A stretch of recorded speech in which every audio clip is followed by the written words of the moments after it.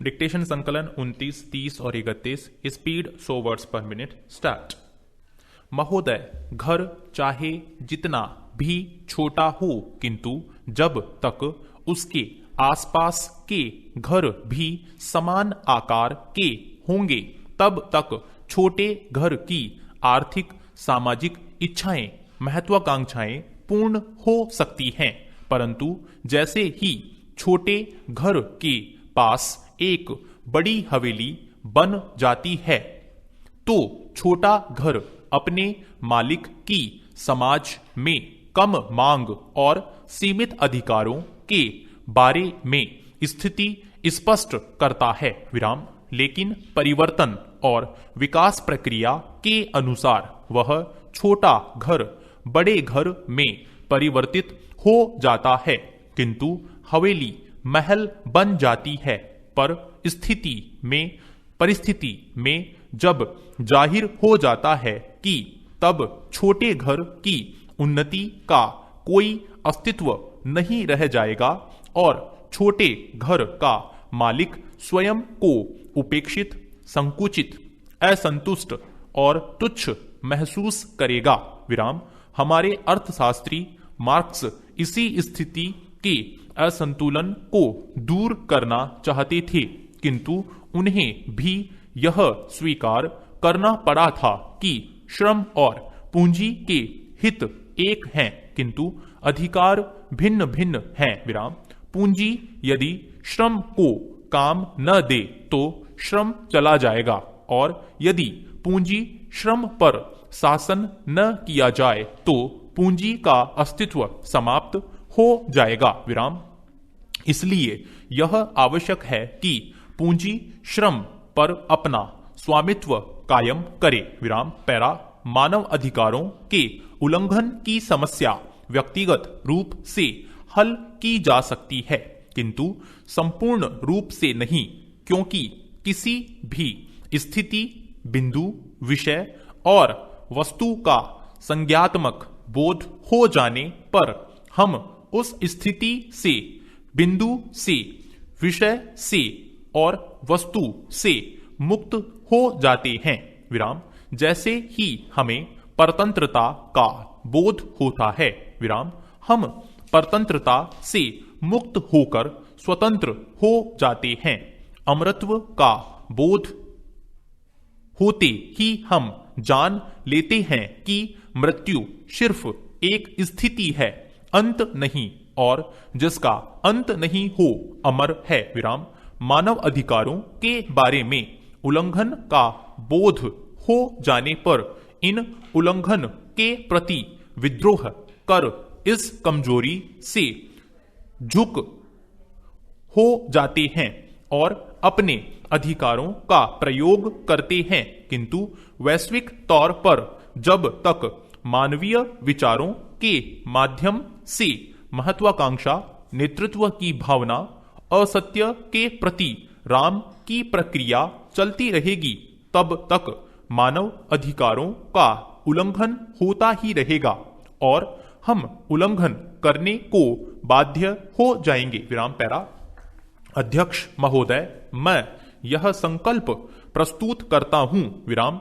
यह सदन केंद्र सरकार से अनुरोध करता है कि मध्य प्रदेश में निवासरत नमो शूद्र क्षत्रिय झालों मालों को अनुसूचित जातियों की सूची में शामिल किया जाए विराम। पैरा माननीय अध्यक्ष जी, मेरा प्रथम प्रश्न यह है कि जब बांग्लादेश विभाजन हुआ था उस समय विस्थापित उक्त जातियों को मध्य प्रदेश में भी बसाया गया था, लेकिन उन्हें अनुसूचित जाति वर्ग में शामिल नहीं किया गया है विराम। उक्त जातियों को शामिल करने के लिए माननीय मुख्यमंत्री जी के माध्यम से प्रधानमंत्री जी को पत्र लिखा गया था, परंतु आज तक दिल्ली से कोई निर्णय नहीं हुआ विराम। वर्तमान स्थिति में वर्णित जातियों को पश्चिम बंगाल, उड़ीसा, मणिपुर, मिजोरम, आसाम, मेघालय, त्रिपुरा, अरुणाचल प्रदेश में अनुसूचित जाति में सम्मिलित किया गया है विराम। इस संबंध में छत्तीसगढ़, हिमाचल प्रदेश, उत्तराखंड में भी इस प्रकार का संकल्प पारित किया जा चुका है विराम। इसी प्रकार से इस सदन में यह संकल्प सर्वसम्मति से पारित किए जाने में हमको कोई आपत्ति नहीं होना चाहिए विराम। प्रश्न यह है कि यहाँ पर यह सदन केंद्र सरकार से अनुरोध करता है कि मध्य प्रदेश में निवासरत विस्थापितों को अनुसूचित जातियों की सूची में शामिल किया जाए विराम।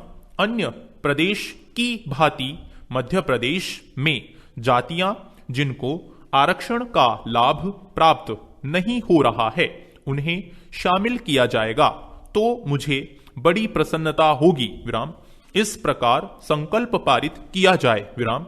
इस प्रकार यह संकल्प प्रस्तुत हुआ विराम पैरा। परिवहन मंत्री ने सदन में बताया कि माननीय सदस्य ने जो संकल्प रखा है विभाग प्रस्तुत किए गए संकल्प से सहमत है। मुझे ऐसा लगता है कि यह सदन भी पूरी तरह से सहमत होगा विराम। इसलिए आज यह सदन भारत सरकार से अनुरोध करता है कि भोपाल दिल्ली शताब्दी एक्सप्रेस में सामान रखने हेतु अतिरिक्त रैक लगाया जाना चाहिए विराम। संकल्प सर्वसम्मति से स्वीकृत हुआ विराम। जिस प्रकार से रेल किराए में वरिष्ठ महिलाओं को 50% छूट दी जाती है उसी प्रकार से वरिष्ठ पुरुषों को भी समान रूप से दी जानी चाहिए विराम। संकल्प प्रस्तुतकर्ता सदस्य की अनुपस्थिति के कारण सभा की कार्यवाही सोमवार प्रातः 10:30 बजे तक के लिए स्थगित कर दी गई है विराम पैरा। महोदय, इस विशेष बैठक में मैं आपका हार्दिक स्वागत और अभिनंदन करता हूं विराम। हमारे संविधान निर्माताओं को सामाजिक, आर्थिक और राजनैतिक न्याय, विचार, अभिव्यक्ति, विश्वास, धर्म और उपासना की स्वतंत्रता, प्रतिष्ठा और अवसर की समता प्राप्त कराने के लिए और राष्ट्र की गरिमा, एकता और अखंडता को सुनिश्चित करने वाली बंधुता बढ़ाने की अवधारणा रही है विराम। इस अवधारणा और परिकल्पना को मूर्त रूप देने के लिए इस देश में लोकतंत्रीय व्यवस्था की संरचना की गई है विराम। इस संरचना को हमने न केवल अंगीकार किया है बल्कि इन 50 वर्षों में लोकतंत्र की जड़ों को मजबूत भी किया है। और जब जब परीक्षा की घड़ी का सामना करना पड़ा तब तब हमारा देश इस परीक्षा में खरा उतरता गया है विराम। सारी मानव सभ्यता 2 वर्गों में बटी हुई है विराम। एक तो वह समूह है जिसके पास पर्याप्त मात्रा में पूंजी है और दूसरा वह समूह है जिसके पास कुछ भी नहीं है विराम। इस असमानता की यह खाई बहुत चौड़ी है और इस खाई को कम करने के लिए निरंतर प्रयास होते हुए भी हमें अभी तक इसमें सफलता नहीं मिल पाई है विराम। इस खाई की पूर्ति किया जाना न मुमकिन है विराम यदि हम संविधान को अंगीकृत करने वाले मूलभूत उद्देश्यों की तरफ दृष्टि डालेंगे तो पता चलता है कि बहुत कुछ करने के बाद भी हमें बहुत कुछ करना शेष है विराम पैरा।